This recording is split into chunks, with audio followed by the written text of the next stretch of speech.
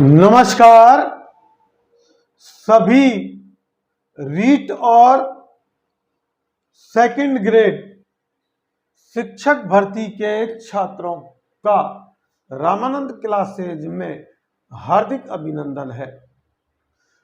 तो कल हम ने शैशव व अवस्था के बारे में जर्नली रूप से देखा कि शैशव अवस्था का समय कितना है और शैशव अवस्था में बालक की क्या प्रवृत्तियां होती हैं। तो शैशव अवस्था की कल की वीडियो में मैं विशेषताएं बता रहा था, जिसमें 4 विशेषताएं मैंने आपको बता दी। लेकिन उनका यहाँ अगर जो हमारे चैनल पर नए हैं छात्र, वो रिकैप में देख सकते हैं, और जिन्होंने पहला वीडियो देख रखा है वो थोड़ा सा रिकैप देखते हुए अपनी मेमोरी को वापस शार्प कर सकते हैं। तो पहली विशेषता जो शैशव काल में शिशु की मैंने बताई थी, वो ये बताई थी कि शारीरिक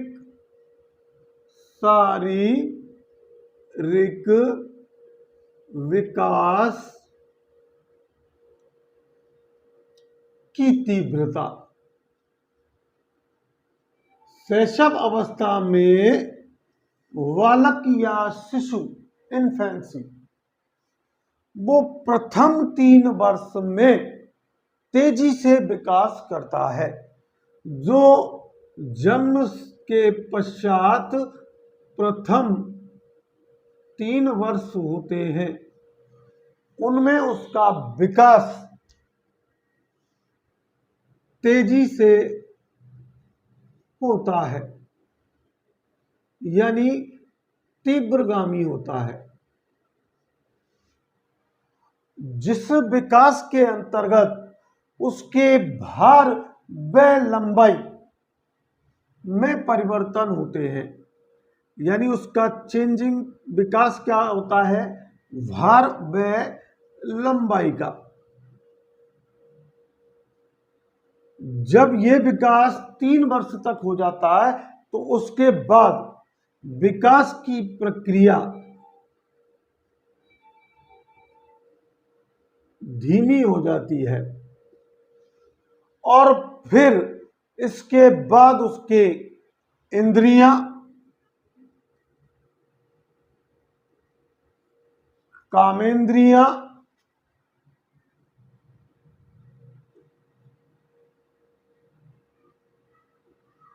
आपकी ज्ञानेंद्रियां,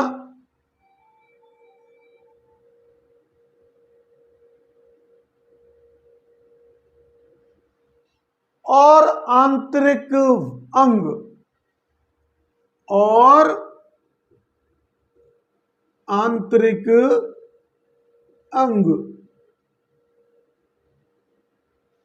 व मांसपेशियों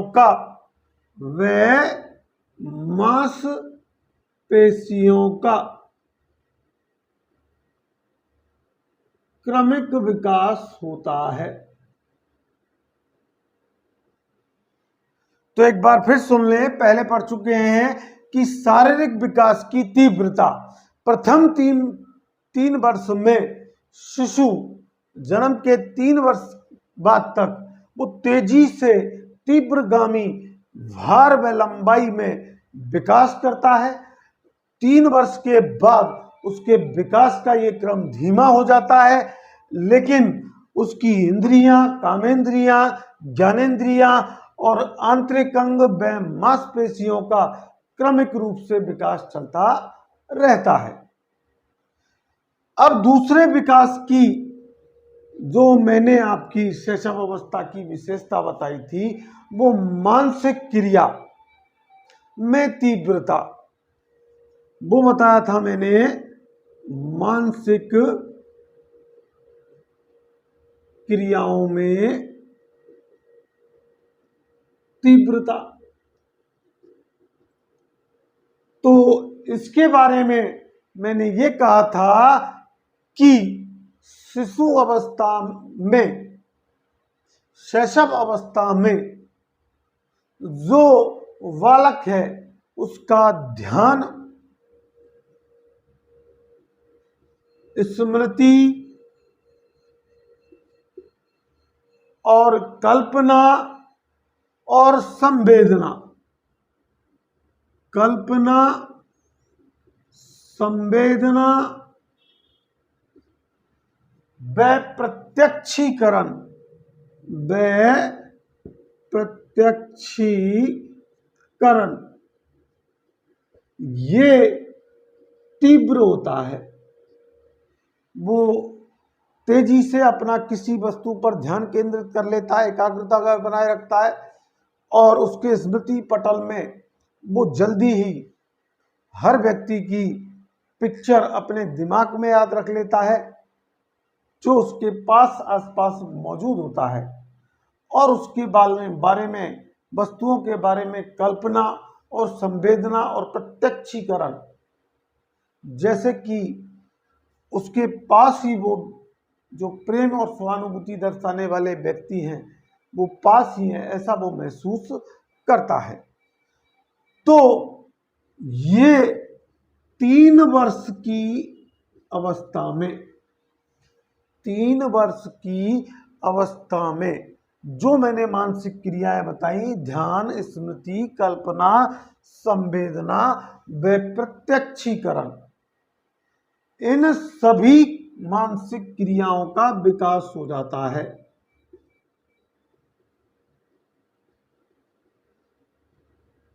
मानसिक क्रियाओं का विकास हो जाता है। तीसरी में जो अगली वीडियो में मैंने आपको बताया था वो था सीखने की प्रवृत्ति।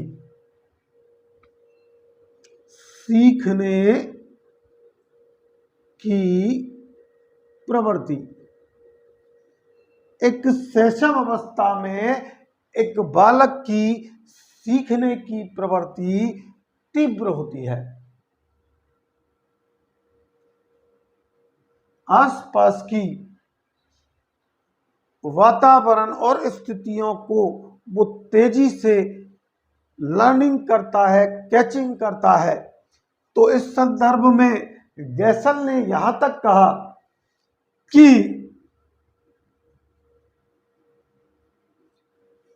शिशु अवस्था में बालक प्रथम 6 वर्ष में, शिशु अवस्था में बालक प्रथम 6 वर्ष में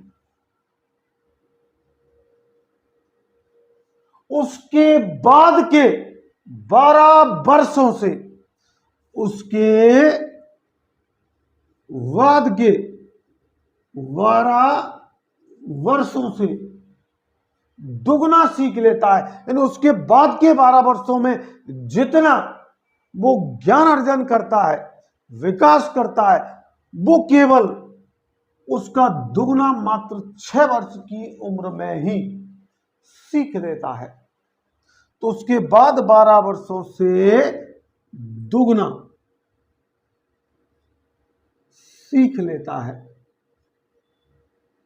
ये कथन बाद में आपको क्वेश्चनों में बहुत ही काम में आएंगे, इसलिए एक एक पॉइंट को नोट करते जाएं, क्योंकि जब मैं एग्जाम के पेपर सॉल्व कराऊंगा और महत्वपूर्ण प्रश्न कराऊंगा तो इन एक एक बातों की आपको वहां आंसर के समय याद भी दिलाऊंगा। तो चौथी जो बात मैंने बताई थी आपको, वो बताई थी कल्पना की सजीवता। एक बालक में प्रथम 4 वर्षों में बालक के संदर्भ में ये एक महत्वपूर्ण बात अध्ययनों से पता चलती है कि उसकी कल्पना की सजीवता जो है वो बहुत अधिक होती है और वो सत्य और असत्य के बीच भेद नहीं कर पाता। इसलिए वो इस काल में असत्यवासी हो जाता है या असत्यवासी प्रतीत होता है। तो यहां इस संदर्भ में कैसे कहेंगे हम कि 4 वर्ष में, जन्म के 4 वर्ष के संदर्भ में यह एक महत्वपूर्ण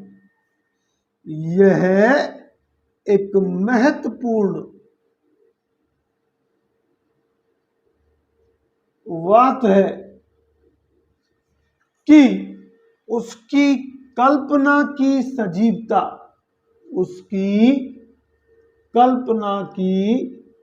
सजीवता,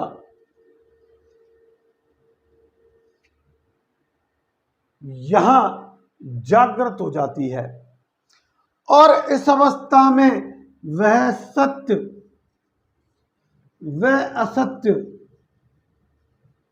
में भेद नहीं कर पाता, अंतर नहीं समझ पाता, जिसके कारण वो इस उम्र में यानी 4 वर्ष तक की उम्र में वह असत्यभाषी प्रतीत होता है, असत्यवासी बन जाता है। तो देखिए, बालक का जो जन्म से लेकर के और 5 वर्ष का शैशव अवस्था का काल है वो विकास और उसकी नींव का सबसे महत्वपूर्ण काल होता है। तो इस काल के अंतर्गत यदि उसे अच्छी बातें सिखाई जाती हैं तो वो उन अच्छी बातों को ग्रहण कर लेता है, यानी सत्य सिखाया जाता है तो सत्य को ग्रहण करता है और असत्य सिखाया जाता है तो असत्य को ग्रहण कर लेता है और वो कल्पना की सजीवता के आधार पर वो अपना विकास करता है और फिर इस अवस्था में जैसा उसे माहौल मिलता है, जैसा उसको अपने परिवार में संस्कार प्राप्त होते हैं, ठीक उसी प्रकार के वो असत्यवासी या सत्यवासी महसूस होता है।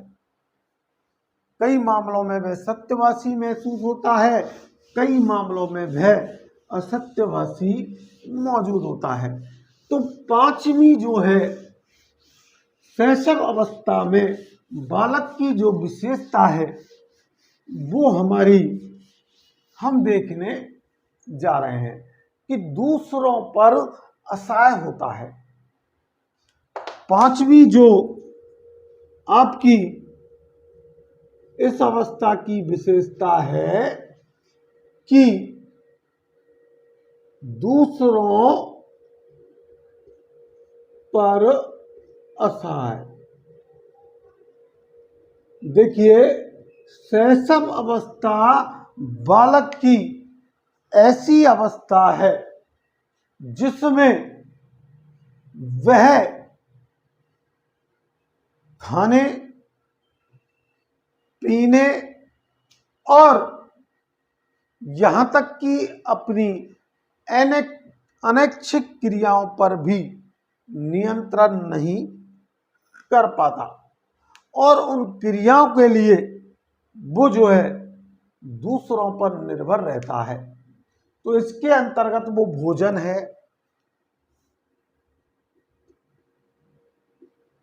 भोजन दूसरों की सहायता से करता है, अन्य शारीरिक जो अवस्था है जैसे सोच जाना, दूध पीना और यहाँ तक कि नहाना धोना, इन सब पर वो दूसरों पर आश्रित होता है। और यही नहीं, वो प्रेम व सहानुभूति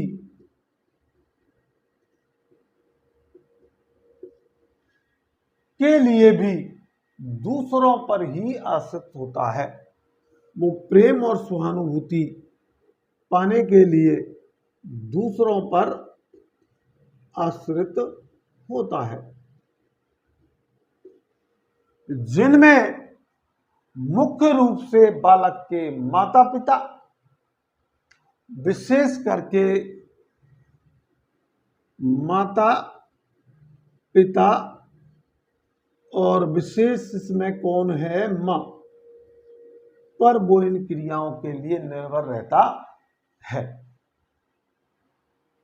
और उसके परिवारजनों पर भी वो निर्भर रहता है। अब इसके बाद जो है इस अवस्था की जो विशेषता होती है, वो विशेषता ये है कि शैशव अवस्था में आत्म प्रेम की भावना बालक में, शिशु में पाई जाती है, वो प्रबल होती है। आत्म प्रेम की भावना, इन विशेषताओं के कारण ही हम अवस्थाओं में अंतर और क्वेश्चनों का आंसर दे पाएंगे। तो देखिए, आत्म प्रेम की भावना इस शैशव अवस्था में प्रबल पाई जाती है, तीव्र पाई जाती है, जिससे वह माता पिता भाई बहन का प्रेम प्राप्त करने की कोशिश करता है। और वो क्या अपेक्षा रखता है, आत्म प्रेम किससे रखता है, माता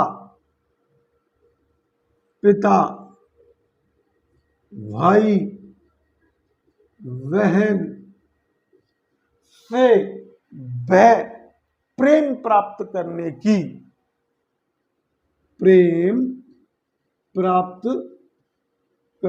की इच्छा रखता है। और वह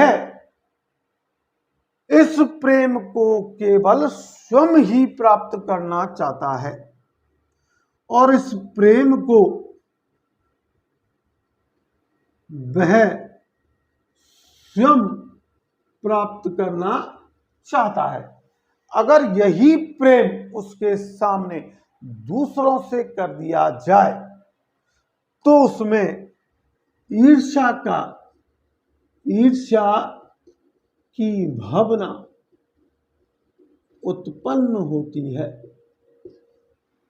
यानी वो अपने परिजनों से ये चाहता है कि वो केवल उसी से प्रेम करें, तो उसमें आत्म प्रेम की भावना जागृत होती है, विशेषता पाई जाती है। अब देखिए, इस अवस्था में नैतिकता का अभाव पाया जाता है।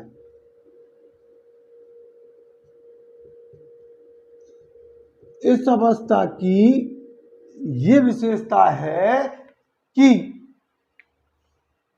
शैशव अवस्था में बालक जो है, शिशु को अच्छी और बुरी बातों का ज्ञान नहीं होता, और वह वही क्रियाएं करने लगता है जिसमें उसे आनंद की अनुभूति होती है।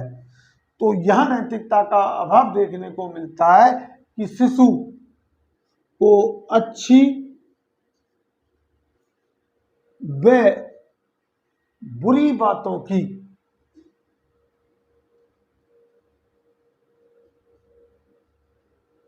का ज्ञान नहीं होता, अर्थात नैतिकता का अभाव होता है, जिसके कारण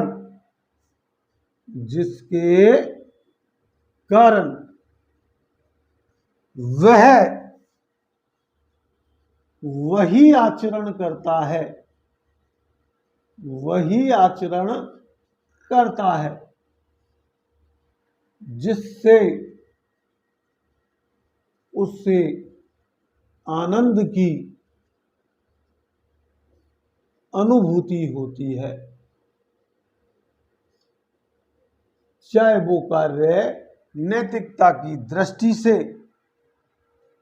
अच्छा हो या बुरा, वो उस कार्य को करने लग जाता है। फिर वो ये नहीं देखता कि इस कार्य से क्या प्रभाव पड़ेगा, क्योंकि उसमें उस समय नैतिकता का अभाव होता है। तो आठवीं जो विशेषता हम देखेंगे वो यह कि सामाजिक भावना का विकास हो जाता है इस अवस्था में।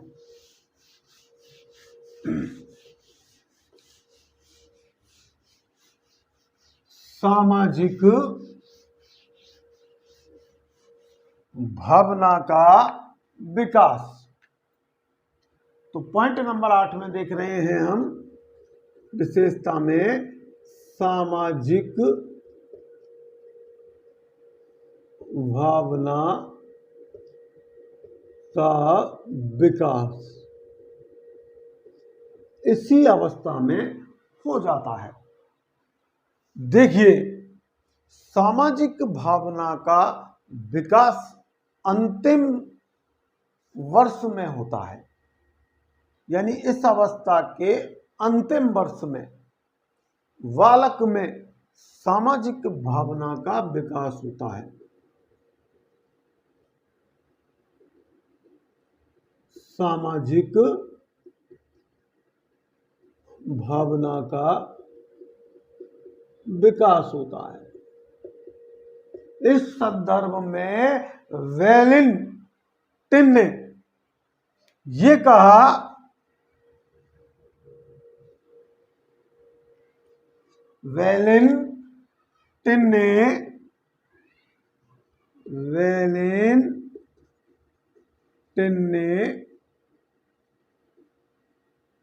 वेलिंगटन के अनुसार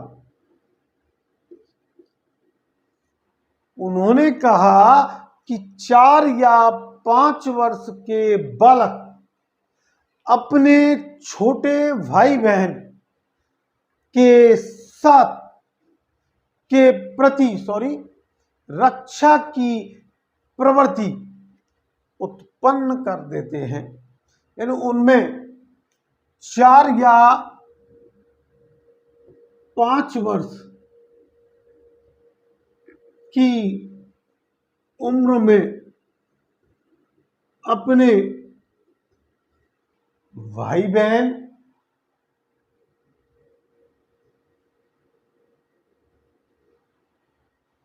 के प्रति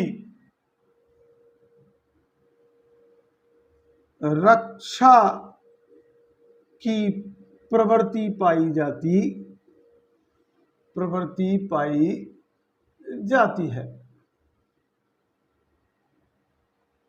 लेकिन 2 से 5 वर्ष, उन्होंने ये भी कहा कि 2 से 5 वर्ष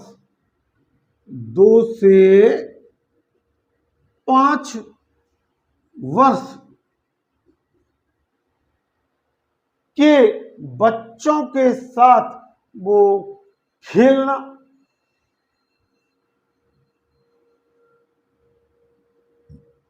2 से 5 वर्ष के बच्चों के साथ खेलना पसंद करता है और उनके साथ अपनी वस्तुओं की साझेदारी करता है और दूसरों के अधिकारों की रक्षा का भाव भी उसमें उत्पन्न हो जाता है और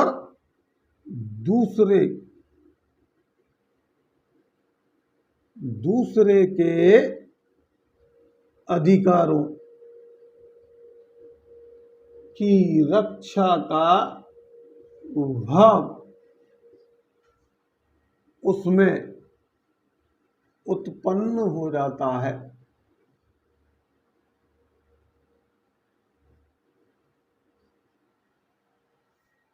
अब देखिए, और दुख में वो जो है संतावना देने की कोशिश करता है, और दुख के समय में संतावना देने का प्रयास करता है।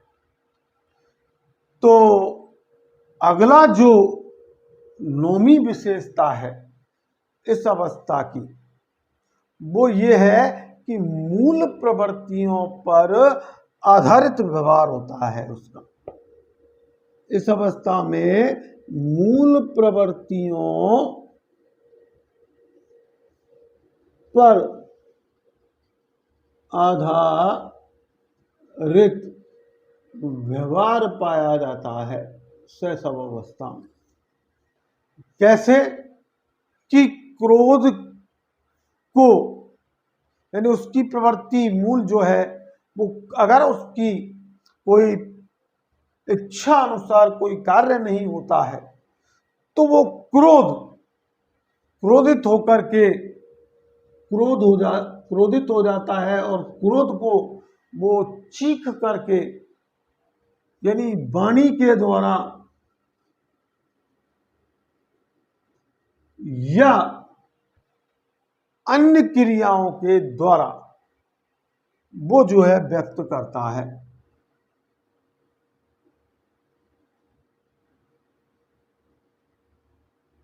असंतुष्टि व्यक्त करके करता है, और भूख के समय में वो किसी भी वस्तु को, भूख के समय वह मुंह में किसी भी वस्तु को रख लेता है। उसको ये पता नहीं होता कि वो वस्तु उसके खाने योग्य है या नहीं। तो 10वीं विशेषता जो शैशव काल की है,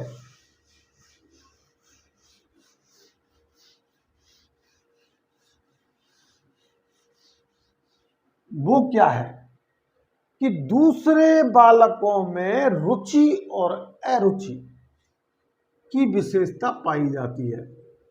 दूसरे बालकों में रुचि व अरुचि की भावना। इस संदर्भ में स्किनर ने कहा कि 1 वर्ष का बालक होने पर वह पूर्व साथियों में रुचि रखने लग जाता है, और यह रुचि उसकी अनिश्चित हो सकती है, बाद में ये रुचि अस्थायी बन जाती है। तो स्किनर के अनुसार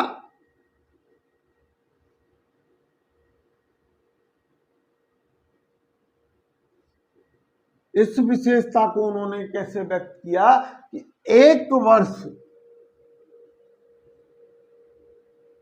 वर्ष का जब बालक हो जाता है, 1 वर्ष का होने पर शैशव अवस्था में बालक पूर्व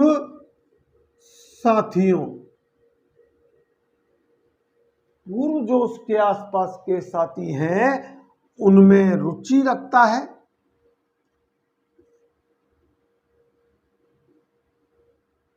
और यह रुचि उसकी अनिश्चित हो सकती है। यह रुचि अनिश्चित, और बाद में यह स्थायी हो जाती है।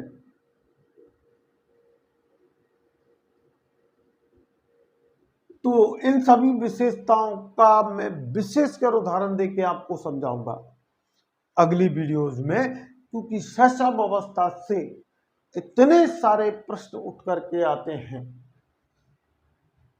और उनका जवाब आप तभी दे सकते हैं जब इस विशेषता, इस अवस्था में बालक की विशेषता और किस तरीके से बालक का विकास जो है किया जाना चाहिए इस अवस्था में, उनको समझना अत्यंत आवश्यक है। तो 11वीं जो हम विशेषता देखते हैं वो संवेगों का प्रदर्शन होता है। संवेगों का प्रदर्शन, संवेगों का प्रदर्शन यानी उत्तेजना के आधार पर वह संवेगों को व्यक्त करता है। उत्तेजना के रूप में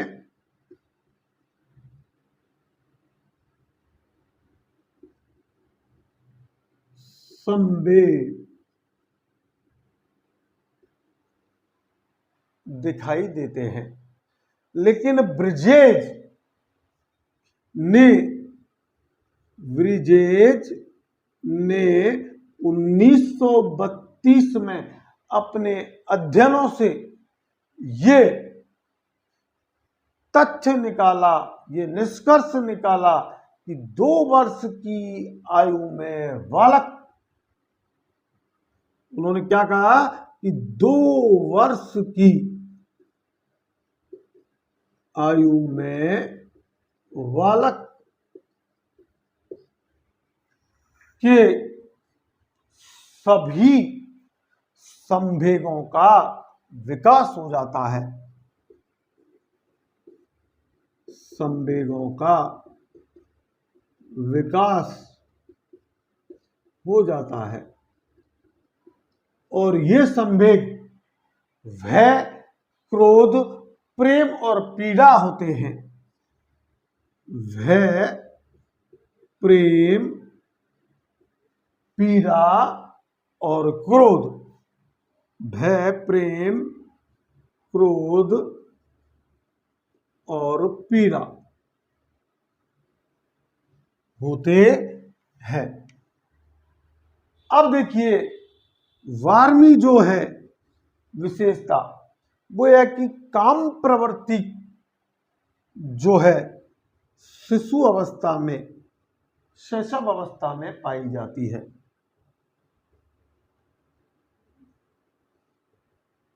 काम प्रवृत्ति शिशु अवस्था में प्रबल होती है,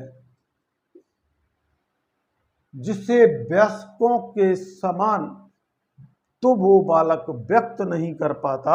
यानी काम प्रवृत्ति को प्रबल तो होती है लेकिन वो वयस्कों के समान उसे व्यक्त नहीं कर सकता।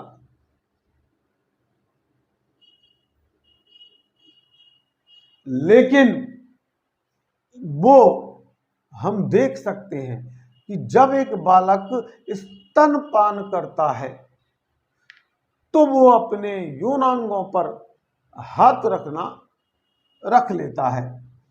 जब वो अपनी मां का स्तनपान करता है तो अपने यौनांगों पर हाथ रख लेता है।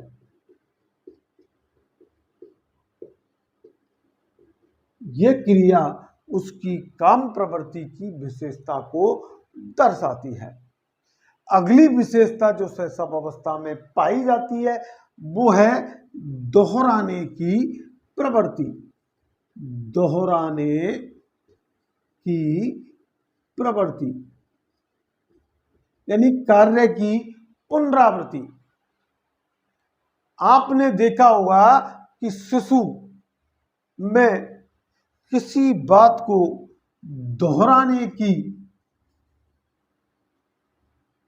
प्रवृत्ति ज्यादा पाई जाती है। जैसे मान लीजिए उसके भाई बहन जो कार्य कर रहे हैं तो उसी कार्य को वो बार बार उनके सामने दोहराता है, यानी जिज्ञासा की प्रवृत्ति भी उसमें आ जाती है। तो 14वीं विशेषता फिर क्या आ जाती है? जिज्ञासा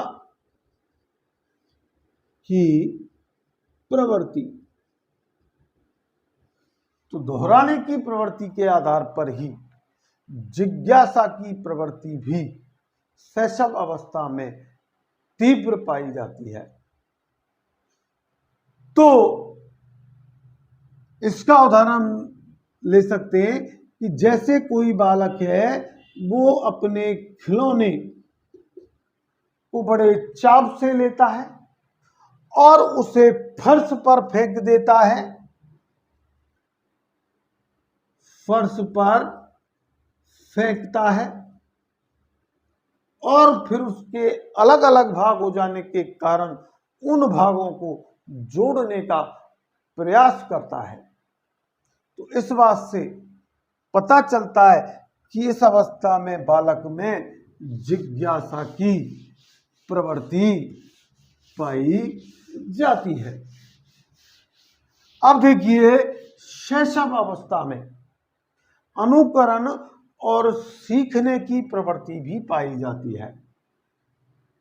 अनुकरण व सीखने की प्रवृत्ति। तो माता पिता भाई बहन जो कार्यों को करते हैं और बालक उन्हीं कार्यों को अनुसरण करता है, उनका अनुकरण करता है, और यदि वो नहीं कर पाता है तो फिर चीख कर या चिल्ला करके अपनी असमर्थता को व्यक्त करता है। तो अनुकरण या सीखने की प्रवृत्ति कैसे पाई जाती है कि जो उसके माता पिता भाई बहन किसी कार्य को करते हैं तो शैशव अवस्था में बालक उसी का अनुकरण करता है।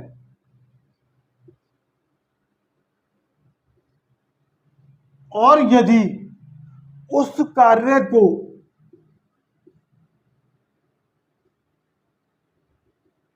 करने में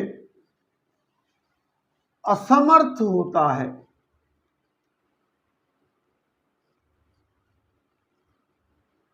तो चीख कर या चिल्लाकर अपनी असमर्थता व्यक्त करता है। अंतिम इस अवस्था की जो विशेषता है वो अकेले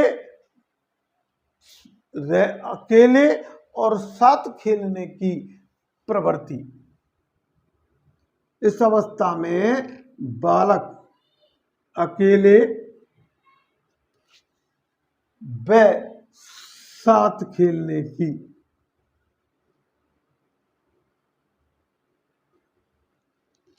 प्रवृत्ति की विशेषता रखता है। तो जब बालक बहुत छोटा होता है तो बहुत छोटी अवस्था में